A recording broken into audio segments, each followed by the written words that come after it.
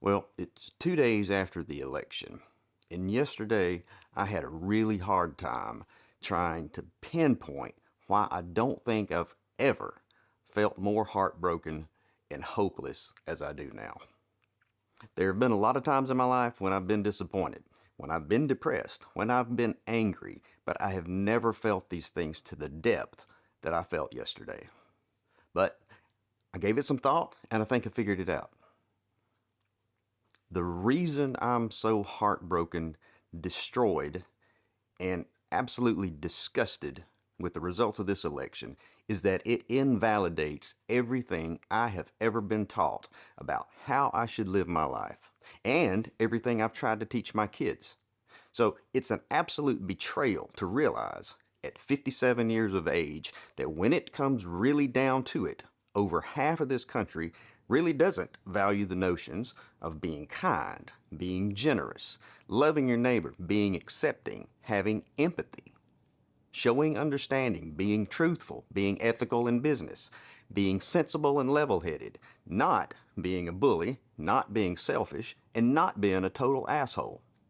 And because I've been taught these things my entire life, it's really easy for me to see that Donald Trump is a vile and despicable human being. He exhibits everything that I have been taught to set my sights against in order to be a good functioning member of society. But now, over half our country supports this person and believes that he's the one who's going to make America great. Well, hey, here's a secret. Someone who has worked so hard at sowing discord is never going to do anything to unite us. That's his big lie, because he doesn't benefit from Americans coming together. He and all the Tucker Carlsons and Alex Jones out there, they profit from the rage that they're able to manufacture.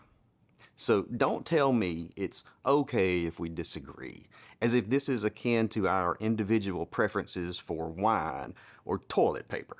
This is not a simple disagreement. This is you telling me that the values I've held dear my entire life have no meaning or place in the real world. This is you telling me that I should be shrewd, deceptive, cruel, and intolerant. This is you telling me that the type of person you really admire and look up to is a rich, entitled, narcissistic, criminally convicted pussy grabber. And if you're one of those guys out there that likes Trump because, well, he says what's on his mind, he tells it like he sees it, he doesn't have a filter. Yeah, sometimes you need a filter. There was a time, not that long ago, when being an asshole wasn't cool. If you were a shitty person, you just kept a lot of that to yourself, and society was all the better for it. But now it's all, let's make America great again. And what I'd like to know is, what specific time in American history are you talking about? What year exactly? Because for a lot of folks, this right now, this current time in American history is the greatest. And you know that. And for some reason, you don't like it. It's like this crazy idea that giving certain rights to someone else somehow takes some of yours away. Or are you just pissed that you're not special anymore? And so you can feel special again, you'll be more than happy to drag us all back 70 years when our black brothers and sisters had to drink from separate water fountains, or back when if you were non-straight, you had to stay in the closet. Personally, I'd like to go back to a time when assholes had to stay in the closet. And don't tell me, oh, don't be stupid, you're getting it all wrong. It's really about none of that. It's really about the economy. As if that excuses the behavior. You're willing to overlook all the other fascist rhetoric because all that's doing is showing your wives and your daughters and minorities and LGBTQ and other marginalized groups that you're completely willing to throw them under the bus as long as you can save 5 cents a gallon on gasoline. Did your stock portfolio get a bump yesterday? Well, good for you. Maybe you can sit offshore on your new boat and watch this country burn to the ground.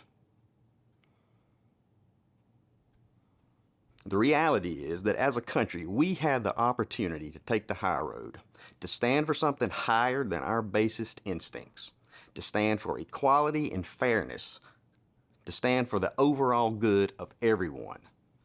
but over half of y'all kept us from taking it. And the whole world was watching. And you know who else was watching? Your non-white friends, your non-straight friends, your wives, your kids, your daughters. So to anyone who actually does claim to value those higher ideals, you know, the ones I mentioned earlier, the ones we were taught as kids in Sunday school. Yeah, Christians, remember Sunday school? If you claim to hold any of those same values, but are at the very same time enamored with Trump and perfectly pleased with the outcome of the election, me and millions like me deserve a fucking explanation.